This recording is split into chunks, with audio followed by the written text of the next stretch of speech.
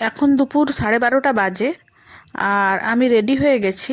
একটু দরকারি কাজে আমাকে বেরোতে হবে।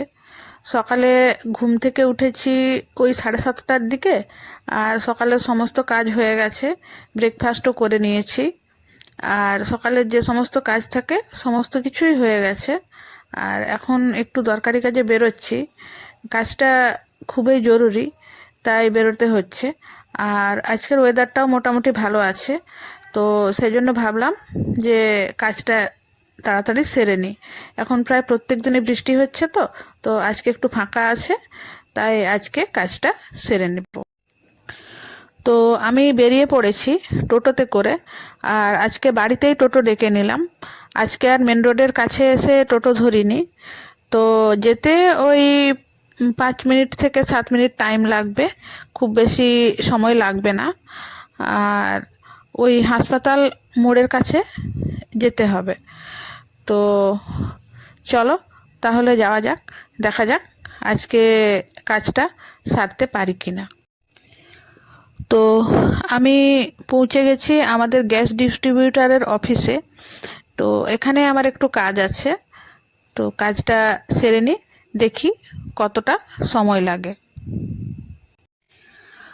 তো কাজটা আমার হয়ে গেছে, আর আমি কাজটা সারার পর টোটোতে করে বাড়ির উদ্দেশ্যে রওনা হয়ে গেছি। আর কাজটা হতে 1 ঘন্টা মতো সময় লেগেছিল। তো সেই সময়টা একটু আমাকে বসে অপেক্ষা করতে হয়েছিল। তো কি আর করা যাবে, দরকারি কাজটা তো মিটে গেল, একটু ওয়েট করতে হলো। আর আজকে ওয়েদারটা ঠিকঠাকই আছে, রোদ দেখা যাচ্ছে, বৃষ্টি হয়নি সকাল থেকে, সেজন্যই আজকে খুব ভালোভাবে কাজটা সেরে নিতে পারলাম। আর বৃষ্টি হলে বাড়ি থেকে বেরোতে ইচ্ছে করে না, কিন্তু কি আর করব, কাজ থাকলে তো বেরোতেই হয়। তো আজকে কোনো সমস্যা হয়নি, এখনো পর্যন্ত বৃষ্টি তো আসেনি, আর এর মধ্যে আমি বাড়ি ঠিকঠাক পৌঁছে যেতে পারবো।